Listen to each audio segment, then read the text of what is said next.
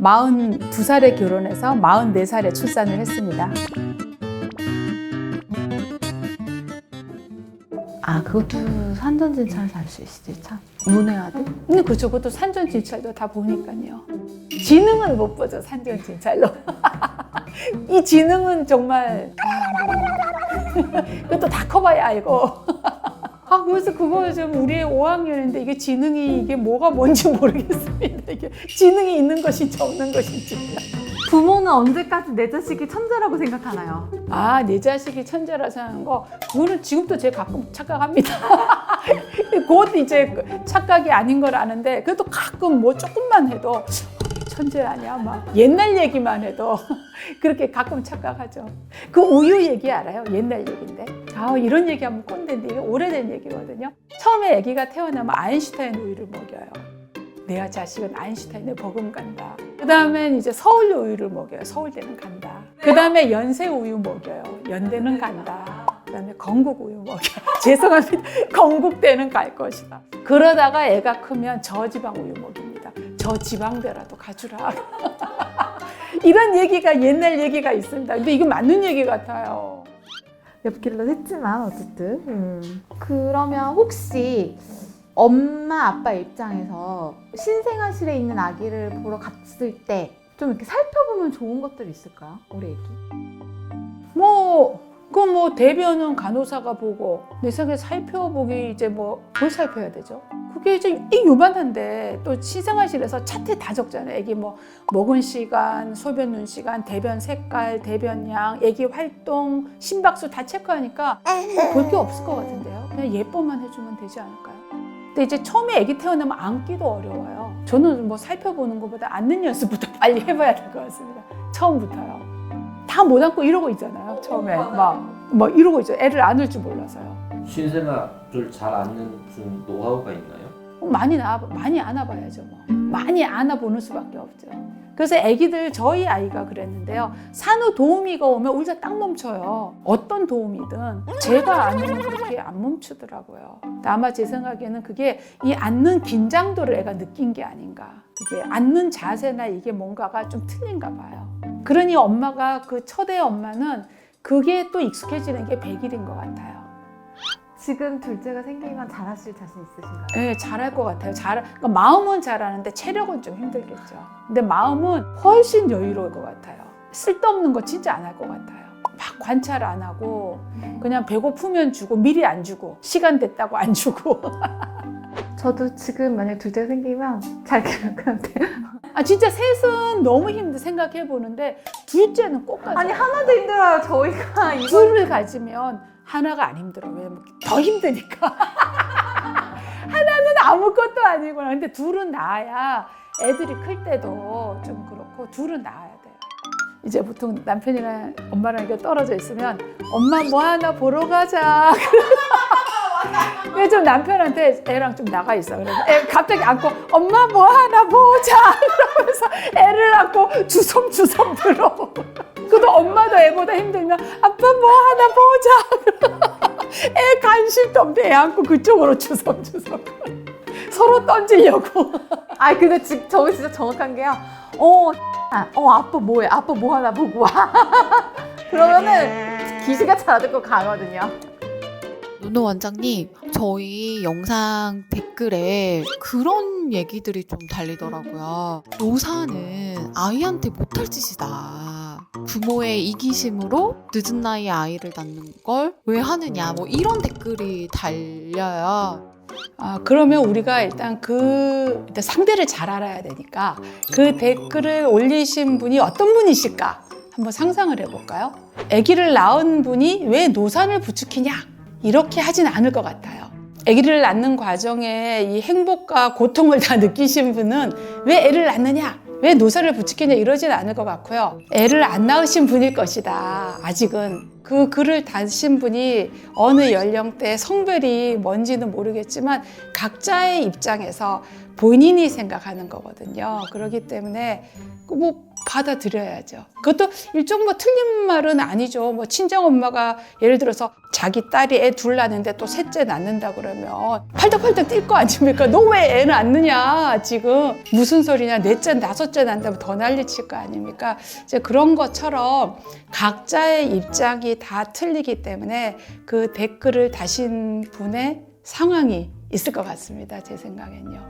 근데 사실은 이제 그거는 그렇고요. 그 댓글을 다신 분이고 노산을 하신 분 입장에서 본다면 노산을 하고 싶어 했습니까? 하다가 노산이 된 거죠. 이게 뭐 젊었을 때 애를 낳았으면 좋았죠. 근데 그때는 애 낳아야 되는 줄 몰랐고 어떻게 살다 보니 뒤늦게라도 정신 차려서 폐경 전에 애 좀 낳아봐야겠다 해서 낳은 거니 나도 좀 사회에서 승진도 해야겠고 이렇게 하다가 뭐 경력 쌓고 그러다 늦어진 거죠. 어쩌다 노산이 됐고 그런 사람이 사회적으로 늘어나다 보니 이런 유튜브도 생긴 거죠. 노노 원장님은 되게 이해심이 깊으시네요. 아니 이게 유튜브니까. 아니 저는 댓글에 그런 게 있었어요. 뭐 아이가 조금 애가 10대 됐을 때 부모 병수발해야 된다. 뭐 이런 댓글도 막 있고 막 그런 거여서 아이가 아니요 그러진 않아요. 그거는 44세 애를 낳았잖아요. 그러면 아이가 10대일 때 내가 얼마야? 뭐 60에 제가 병수발 시키겠습니까? 그때도 돈 벌고 있을 것 같은데요. 그거는 아니에요. 보통 병수발을 80대부터 하죠. 70대 후반. 뭔 병수발을 자식이 합니까 요즘? 간병인이나 저기 요양보호사가 하죠. 그 걱정 안 해도 됩니다. 병수발은요. 그런 걱정은 절대 안 해도 됩니다. 아이가 나이 든 부모를 부끄러워할 수 있다. 그게 저는 클 때 그랬거든요. 저희 엄마가 43세 저를 낳으셨어요. 그래서 저는 되게 그게 그래서 어렸을 때도 저희 아버지가 여기가 처지셨어요. 그래서 맨날 거울 보고 여기 땡겼어요. 나는 아버지처럼 이렇게 되면 안 돼. 이렇게 땡기고 우리 엄마한테 장날에 가서 젊은 아버지 좀 사올 수 있냐. 학부모 회의에 오는 걸 제일 싫어했어요. 초등학교 때. 근데 그때 아버지들은 학부모 회의에 안 오는데 우리 아버지도 꼭 왔거든요. 그러면 아버지가 정장을 쫙 빼입고 오셨어요. 그러면 그 당시에 정장을 빼입고 오는 나이 드신 분이 없었기 때문에 선생님들이 교장 선생님이 바뀐 줄 알고 착각하는 선생님도 있어서 나중에 담임쌤한테 혼난 적도 있거든요. 저는 그게 제일 싫었어요. 아버지가 학교 오는 게. 그래서 저희 아이가 그럴 줄 알고 애한테 몇 번 물어봤거든요. 근데 우리 애는 남자애라서 그런지 그런 게 없더라고요. 전혀 없고 그냥 제가 학교에 재능 기부를 몇 번 갔는데 좀 젊어 보이게 이렇게 해. 이런 것도 안 하더라고요. 확실히 남자는 자기 이익에 해가 되지 않으면 아무 고민이 없는 것 같아요. 내가 나이가 많고 적은 것이 애에게는 아무 해가 안 되는 거예요. 그래서 그것도 아이 따라 틀린 것 같아요. 그러니까 제 성격이라서 제가 그런 거지 다 그러지는 않아요.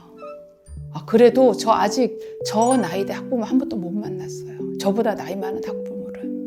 그러니까 그게 제가 1학년 때 면담한 담임 선생님이 저보고 어머니 저보다 더 늦게 아기 낳으신 분 처음 봤어요. 그랬거든요. 그러니까 산부인과에서 제가 진료하면서는 봤죠. 근데 제 주위에 생활하면서는 아직 학부형 중에 못 봤어요.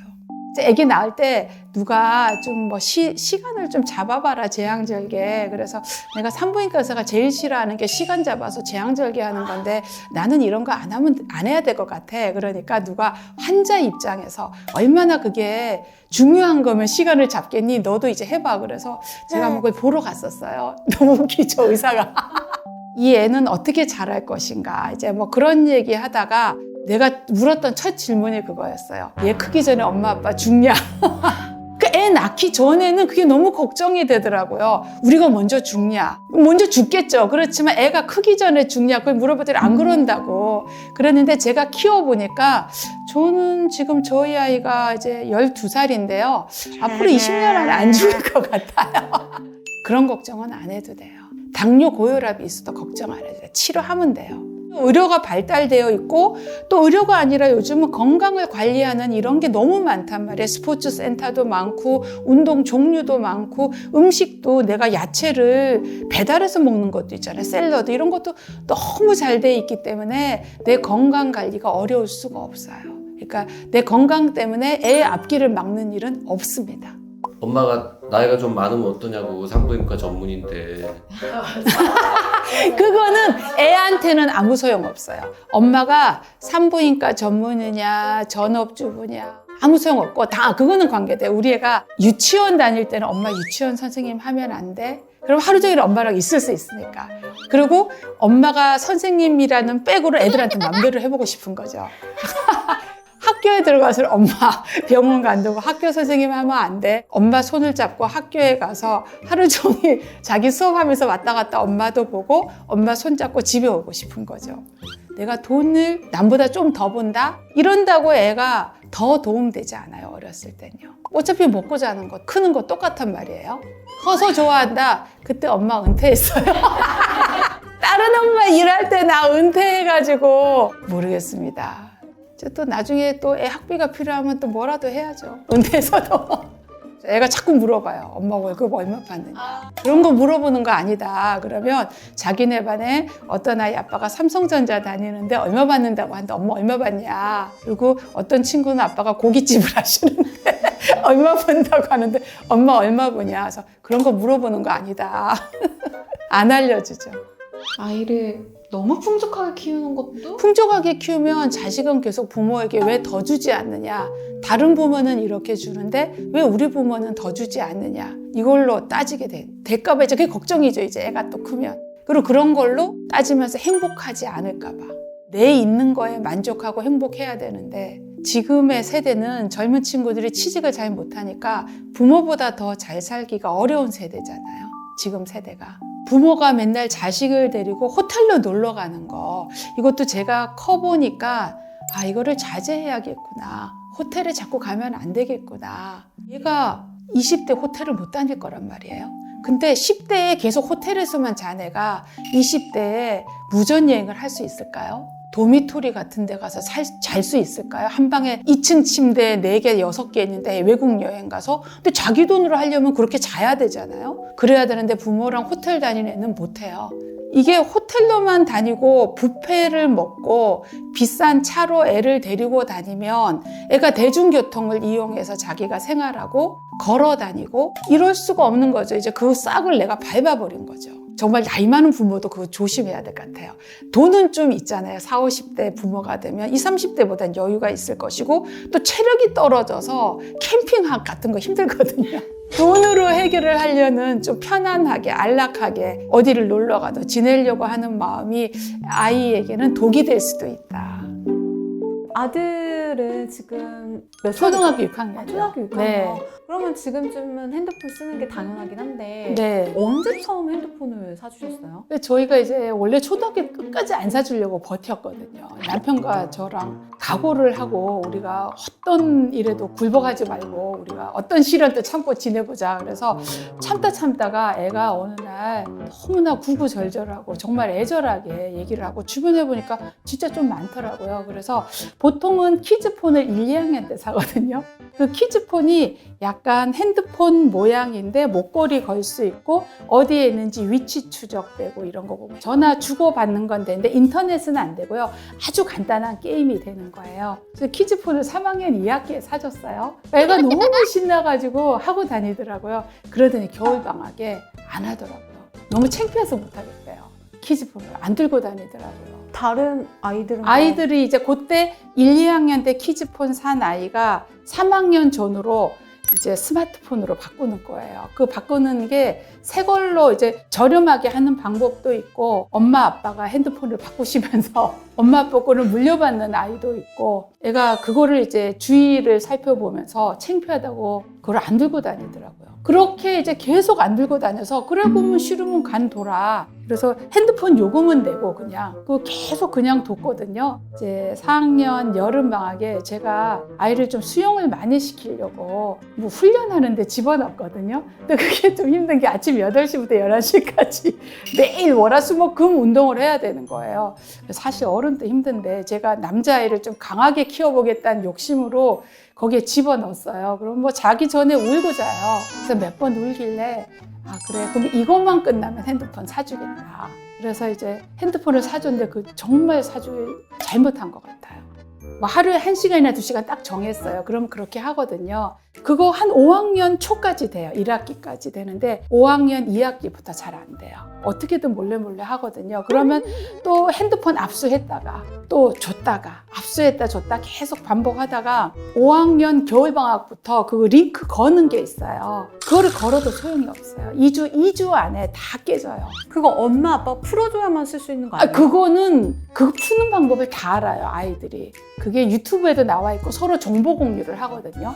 그게 점점점 속도가 빨라져요. 이제 푸는 속도가 나중에는 한 3일 전 만에 풀고요. 그거 풀 때 보면 애가 핸드폰을 좀 빌려달라고 그래요. 그러면 내 핸드폰, 자기 핸드폰, 어떨 때는 아빠 핸드폰까지 너무 바빠요. 막 3개를 들고 3개를 들고 푸는 중인가요? 바쁘게 막 설쳐대면 네, 하루 지나면 풀더라고요.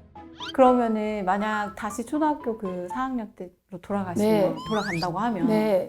안 사주실 건가요? 안 사줘야 되는데 안 사주기가 어렵더라고요. 그래서 제가 그것도 했어요. 키즈폰을 사주면서 탭을 사줬어요. 탭을 사준 이유가 저희 애가 구몬을 하거든요. 구몬이 스마트 구몬이라서 탭으로 하는 구몬이 있었고 그때가 코로나가 생겼어요. 그래서 선생님을 못 만나니까 애 전용 탭을 샀죠. 그래서 그걸로 구몬도 하고 처음엔 그걸로 막 게임을 하면서 이제 풀었죠. 키즈폰이 안 되는 걸. 근데 이 애가 점점점 커가면 탭의 용량을 알게 돼요. 사양을 알게 되는 왜 사양을 알게 되면서 이거는 안 좋은 거다. 이제 알게 되는 거죠, 애가. 그게 이제 보통 남자아이들은 5학년 2학기 되면 다 하는 것 같아요. 5학년 2학기에서 6학년 1학기로 넘어가면서 또 주변에 좋은 걸 사는 애가 생겨요. 그래서 제 생각에는 여자아이들은 모르겠는데요. 남자아이들은 무조건 끝까지 최대한 버텨본다. 맞다. 그 사이 제가 닌텐도도 샀어요. 닌텐도도 사고 탭도 사고 많이 샀네요. 근데 닌텐도 지금까지 압수하고 있어요. 5학년 때 압수해서. 근데 닌텐도는 왜 사셨어요? 닌텐도는 이제 처음에 핸드폰 화면이 자꾸 이제 탭으로 자꾸 하니까 저거 눈에 안 좋지 않나? 시력이 나빠지니까 닌텐도는 일단 좀 크게 할 수 있잖아요. 테레비에 연결해서 가능하니까 그렇게 하라고 했고 또 하나는 이제 친구들이 왔을 때 같이 하라고 했는데요. 다 소용없더라고요. 지금 핸드폰으로 다 모아서 해요. 사람은 안 만나도 핸드폰 게임 세상에선 다 만나더라고요. 그럼 초등학교 6학년쯤만 돼도 핸드폰은 필수인가요? 거의 그런 것 같아요. 일단 핸드폰을 보통 직장 다니는 엄마들은 아이한테 핸드폰 빨리 주세요. 연락을 해야 되니까요. 또 우리가 요즘 세상은 옛날에는 뭐가 없어도 좀 결핍되게 애를 키워야 되는데 이게 되게 강조했는데 또 요즘은 누가 있는데 내가 없어서 힘들다. 이게 제일 문제예요. 우리 애를 이렇게 키워도 될까? 없이 키워야 된다라고 결심을 했다가도 애들 다 있는데 우리 애 없으면 얘 힘들지 않을까? 힘들어도 되거든요, 사실. 근데 그 마음 때문에 이제 대충 대세를 따라가면서 하는 거죠. 그래도 3, 4학년은 어떻게든 구워 삶을 수 있어요. 5학년은 어렵나요? 4학년 2학기부터 어렵고 5학년은 구워 삶아지지 않아요. 그리고 애들은 꼭 이렇게 얘기해요. 한 반에 3명만 가져도 우리 반에 다 가지고 있다고 해요. 그래서 처음엔 다 가진 줄 알고 제가 그래서 정말 치사하게 선생님한테 다 확인했어요. 몇 명 가지고 있나. 스마트폰 몇 명이고 키즈폰 몇 명까지 다.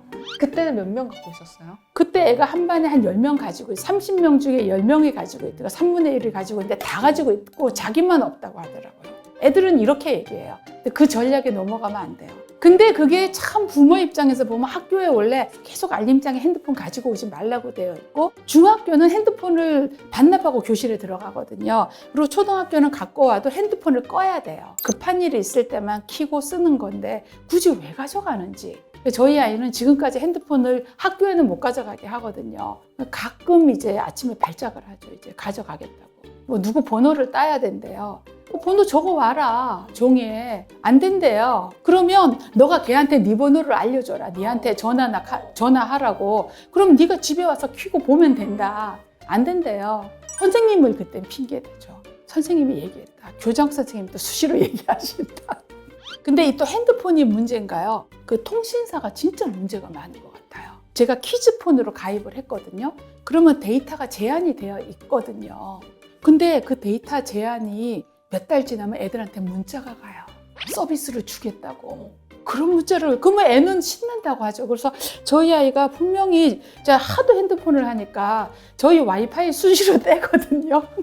그 너무 힘든데 그럼 우리 애가 핸드폰을 못 해야 되잖아요. 계속 하는 거예요. 그래서 그거를 처음엔 몰랐어요. 계속 하길래 물어봤어요. 근데 대답을 안 하더라고요. 엄마 너무 느려 힘들어 그러는데 어느 날 둘이 있을 때 조용히 물어봤더니 문자가 왔대요. 서비스로 2.9 뭐 기가를 준다. 2.몇 기가 거의 3기가예요. 114 번호를 차단하시는 건 어떠세요? 그거를 애 핸드폰에 제가 또 나이가 있어서 그런 거 잘 못하잖아요. 진짜. 댓글에 누군가가 알려주실 좀 거예요. 어떻게 알려주세요. 차단하는지. 이 애 핸드폰 뭘 해도 안 돼요. 구글에 있는 것도 안 되고 KT에 있는 것도 안 되고 다 안 돼요. 근데 저희 조카도 지금 초등학교 4학년 여자애인데 걔는 엄마가 풀어줘야만 핸드폰을 쓸 수 있어요. 걔 6학년 되면 다 풀어요. 다 풀어. 4학년이라 못 푸는 거예요. 근데 우리 애는 이제 합창반을 하는데 합창반에 중학교 누나가 있어요. 누나가 와서 너 이거 풀었다면 나 좀 풀어줘. 근데 내가 그런 건 절대 하지 말라고 했거든요. 하면 안 된다. 워치 있지 않아요? 키즈 워치. 키즈 워치 안 해요. 그게 이제 어른 워치로 하고 이 워치가 또 모델이 계속 바뀌잖아요. 나는 모델명도 모르는데 애들은 다 알아요, 모델명을. 또 워치도 이제 아빠가 사면서 안 쓰는 워치를 줬어요. 그게 또 한 6개월 신나게 막 요만한 손목에 이만한 워치를 차고 다니더니 그 워치 쓰지도 않으니까 폼 잡으려고. 그리고 이것도 이제 뒷구멍에 그렇게 또 하더니 어느 날 얘가 아는 거예요. 모델명을. 안 차더라고요. 유행 지나서. 자기네들은 다 알아요. 너 이거 돼? 너 이 기능 있어? 이 모델 이거를 애들은 다 알아요. 근데 아마 초등학교 학부모 남자아이들 학부모의 마음은 정말 이거 법으로 정해달라. 초등학생이 핸드폰 못 가지게 구입을 못하게 법으로 해줬으면 좋겠다. 정말 이거 입법해주는 국회의원 없는가? 그럼 아마 다 찍을 겁니다. 정말 법으로. 왜냐면 선생님 말도 안 들어. 교장 선생님 말이라 해도 안 들어. 부모 말을 원래 안 들어. 그러니 누구를 갖다 대야 말을 듣겠냐고요. 아마 그런 마음일 거예요. 다들 법으로 좀 정해달라. 핸드폰이랑 태블릿도 있고 닌텐도도 있는데 컴퓨터는 뭘 써요? 컴퓨터는요, 뭐 작업을 해야 될 때. 이게 이제 탭으로 하기 힘들잖아요. 요즘 어린아이들도 발표하거든요. 그런 거 작업할 때 아니면 인터넷을 아주 빨리 검색해야 될 때. 그럴 때 하죠. 뭔가 빠른 속도를 원할 때. 그럼 따로 컴퓨터를 사주시진 않았어요? 이제 저희가 컴퓨터를 거실에 놔뒀어요. 이제 거실에 놔둬서 우리 컴퓨터를 같이 썼죠. 이제 그동안은. 썼는데 그게 애가 점점점 6학년 되니까 숨어서 봐요. 그러니까 왜냐면 유튜브 보는 것도 이제 뭐 유튜브에 안 좋은 말 많거든요. 그러면 저희가 그걸 들으면 바로 뭐라 하고 그러니까 그거를 자꾸 보고 그러니까 이제 점점점 컴퓨터는 좀 덜 쓰더라고요. 만약에 아이가 PC 게임을 알게 돼서 게임용 데스크탑을 사달라 이렇게 혹시 요구를 한다. 그러니까 어떤 엄마가 중학생 되면 최고 사양의 컴퓨터를 사야 PC방을 안 간다고 그 얘기를 하더라고요. PC방에 가는 것보단 집에서 하는 게 낫다. 가끔 고등학교 남자애들 저녁 때마다 PC방에 찾아다니는 엄마들도 있거든요. 동네에. PC방을 안 가게 하려면 그렇게 해야 된다고 얘기를 하던데요. 아직까지는 이제 하루하루 살아봐야죠. 일단은 이 핸드폰 막는 거부터. 그러니까 이제 엄마들이 사실은 핸드폰을 제일 걱정하는 게 게임도 게임이지만 나쁜 영상을 볼까 봐 몰래. 그걸 이제 집에 있는 컴퓨터나 이제 탭은 자기가 큰 걸 들고 자기가 보는 건 쉽지 않죠. 근데 핸드폰을 숨어서 볼 수 있는 거죠. 2-3명이 모여서 조용히. 나쁜 영상을 보는 게 제일 걱정이 되는 거죠. 근데 그거를 막을 방법이 없잖아요. 그러니까 그 막을 방법은 핸드폰을 안 주는 것밖에 없거든요. 안 줄 방법은 법으로 정해야 되는 거예요. 근데 이제 초등학교 핸드폰 할 때 또 중요한 게 SNS를 못하게 해야 되거든요. 요즘은 학교 폭력의 대부분이 신체를 때리는 것보다 SNS상에서 벌어지는 일이에요. 그게 이제 핸드폰 가지고 있으면 한 5학년, 6학년 때 단체방을 만들어요. 거기에서 이제 그 말하고 적은 내용이 카피돼서 돌아가면 이제 학교 폭력의 증거 자료가 되잖아요. 그래서 SNS를 하지 말고 단체 방을 만들지 말라고 학교에서 엄청 계속 얘기하거든요. 그런 거 절대 하지 말라고. 특히 6학년 때는 강조를 굉장히 많이 하는데요. 그래서 저희 아이도 가족에는 카톡을 못하게. 그러니까 문자도 친구랑 1대1로 하되 단체로는 하지 말라. 근데 뭐 계속 물어봐요. 엄마 누구랑 하면 안 되느냐, 누구랑 하면 안 되냐. 그거 절대 안 된다. 그거는 1대1로만 해야 된다. 특히 여자아이와 단체방은 절대 만들면 안 된다. 그 그룹 채팅을 못하게 하는 게 정말 중요하다고 교육을 많이 하더라고요. 주변에서도. 학교에서도 강조하고요. 근데 선생님이 들어있는 단톡방 이런 것도 있죠. 선생님이 단톡방 못하게 하세요. 선생님은 단톡방이 없어요.